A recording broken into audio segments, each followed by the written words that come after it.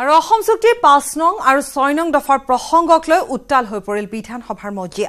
শাসকীয় বিধায়ক বিনন্দ শইকীয়াই প্ৰশ্ন উত্থাপন কৰে অসম চুক্তিৰ প্ৰসংগত। বিনন্দ শইকীয়াৰ প্ৰশ্নৰ উত্তৰ দিলে সংসদীয় পৰিক্ৰমা মন্ত্ৰী চন্দ্ৰমোহন পাটোৱাৰীয়ে। সদনত পাটোৱাৰীৰ মন্তব্য, ৬ নং দফা কাৰ্যকৰী হলে এয়া অসমৰ বাবে বিশেষ সকাহ হ'ব। খিলঞ্জীয়াই পাব জাতি মাটি ভেটিৰ সুৰক্ষা।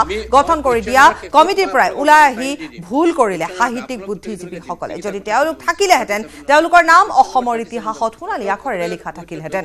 ৬ নং দফা কাৰ্যকৰী কৰাত অসুবিধা আহিলেও অসমৰ স্বাৰ্থত কাৰ্যকৰী হ'ব এই দফা। For the first time, অসমৰ মাননীয় ভাৰতবৰ্ষৰ মাননীয় গৃহমন্ত্ৰী ৰাজনাথ সিং ডাঙৰীয়া আহি গুৱাহাটীতো কৈ গ'ল যে আমি অসম চুক্তিৰ ৬ নম্বৰ ক্লজ আমি ইমপ্লিমেণ্ট কৰিম আৰু তাৰ কাৰণে যদি কনষ্টিটিউশ্যন এমেণ্ডমেণ্ট কৰিব লাগে আমি কনষ্টিটিউশ্যন এমেণ্ডমেণ্টো কৰিম। আজিৰ দিনটোত আমাৰ এইটোৱে ভাল কথা যে ক্লজ ৬ নম্বৰ ক্লজ মতে অসমত আজি বিধানসভাসমূহত ৰিজাৰ্ভেশ্যনৰ কথা থাকিব। যিবিলাক নিকায় নিগম থাকিব পঞ্চায়তকে আৰম্ভ কৰি তাত ৰিজাৰ্ভেশ্যনৰ কথা থাকিব অসমৰ খিলঞ্জীয়া মানুহৰ, অসমৰ থলুৱা মানুহৰ। আৰু তাৰ উপৰি চাকৰি বাকৰিৰ ক্ষেত্ৰতো এইবিলাক থাকিব। তাৰ উপৰিও আমাৰ মাজতে আমাৰ মাননীয় সদস্যগৰাকীয়ে এদিন কৈছিল ইয়াতে বিধানসভাত যে ক্লজ 5 ইমপ্লিমেণ্ট নকৰাকৈ ক্লজ 6 কেনেকৈ হ'ব। ক্লজ 5 ইতিমধ্যে ইমপ্লিমেণ্ট কৰাৰ ইয়াত দীঘলীয়া তালিকা এখন দিছোঁ, মই সেইটো নকওঁ, সেইটো বহুত দীঘলীয়া হৈ যাব এইখিনি কথা ক'লে, আৰু প্ৰশ্নটো আছে লিখিতভাৱে। আৰু তাতকৈ ডাঙৰ কথা হ'ল যে ক্লজ 5ত যিটো আছে যে ডিটেকশ্যন, ডিলিশ্যন এণ্ড ডিপৰ্টেশ্যন 3D আছে তাতে। তো ডিটেকশ্যন, ডিলিশ্যন এণ্ড ডিপৰ্টেশ্যন, তো এই যিটো বিষয় আছে এই বিষয়টো হ'ব লাগিলে আমাৰ ভিত্তি বছৰতো আমাৰ 71-25 মাৰ্চ হৈছে, কিন্তু পৰৱৰ্তী দিনত 1987তো চিটিজেনশ্বিপ বিল এমেণ্ড হৈছে, তাতো আকৌ 71ৰ যিটো ক্লজ 71ৰ ভিত্তি বছৰ তাতো অলপ খেলি মেলি হৈছে। 2003তো এমেণ্ডমেণ্ট হৈছে, তাতো খেলি মেলি হৈছে।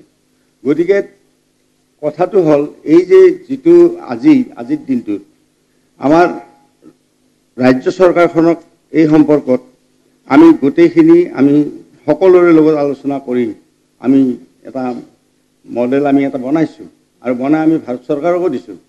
আৰু অধ্যক্ষ ডাঙৰীয়া আপুনি শুনি সুখ পাব যে ভাৰত চৰকাৰে এখন উচ্চ পৰ্যায়ৰ কমিটি গঠন কৰিছে। For the first time union কেবিনেটত এইটো এটা সিদ্ধান্ত হৈছে।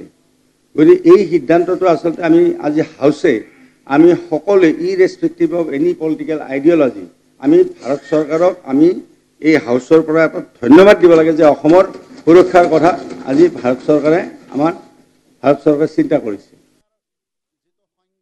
আৰু মন্ত্ৰী পাটোৱাৰীক উভতি ধৰিলে অসম গণ পৰিষদৰ বিধায়ক ৰমেন্দ্ৰ নাৰায়ণ কলিতাই। সদনত অসম গণ পৰিষদৰ বিধায়ক ৰমেন্দ্ৰ নাৰায়ণ কলিতাৰ প্ৰশ্ন, খিলঞ্জীয়াৰ সংজ্ঞা নথকাকৈ খিলঞ্জীয়াসকলক কিদৰে দিব সাংবিধানিক ৰক্ষা কবচ।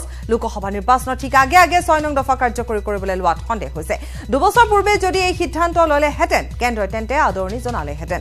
অগপ বিধায়কজনৰ প্ৰশ্নৰ উত্তৰ চন্দ্ৰমোহন পাটোৱাৰী, খিলঞ্জীয়াৰ সংজ্ঞা নিৰূপণ কৰিব লাগিব, তাৰ বাবে আমাক লাগিব সকলোৰে মতামত। এই পৰ্যন্ত নিৰ্ধাৰণ হোৱা নাই খিলঞ্জীয়াৰ সংজ্ঞা। 1985-2018লৈকে 6,26,793টা বিদেশী নাগৰিকৰ গোচৰ ৰুজু হৈছে। আৰু কি কৈছিল আগবঢ়াইছো।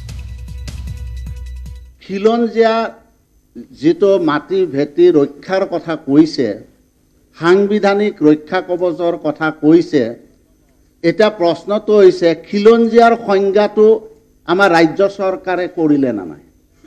যদি খিলঞ্জীয়াৰ সংজ্ঞাটো কৰিছে তেতিয়াহ'লে মোৰ ক'বলগীয়া নাই, আৰু যদি খিলঞ্জীয়াৰ সংজ্ঞা কৰা নাই তেতিয়াহ'লে মাননীয় মন্ত্ৰী মহোদয়ে উত্তৰ দিব লাগে যে খিলঞ্জীয়াৰ সংজ্ঞাটো প্ৰকৃতাৰ্থত হৈছেনে নাই, আৰু হোৱা নাই যদি কিয় হোৱা নাই। ভাল পাইছোঁ মাননীয় অধ্যক্ষ মহোদয়, কেন্দ্ৰীয় চৰকাৰে এখন উচ্চ পৰ্যায়ৰ কমিটি গঠন কৰাৰ সিদ্ধান্ত লৈছে, ভাল পাইছোঁ। কিন্তু প্ৰশ্নটো হ'ল যে এটা মাহ পিছত আমাৰ লোকসভাৰ নিৰ্বাচন, যদি কেন্দ্ৰীয় চৰকাৰে যদি এই উচ্চ পৰ্যায়ৰ কমিটিখন আজি অন্তিম সময়ত নকৰি যদি আজি 2 বছৰ আগত কৰিলেহেঁতেন তেতিয়াহ'লে কেন্দ্ৰীয় চৰকাৰৰ আন্তৰিকতাটো প্ৰতিপন্ন হ'লহেঁতেন, তেতিয়াহ'লে হয়তো আমি ৱেলকাম জনালোহেঁতেন।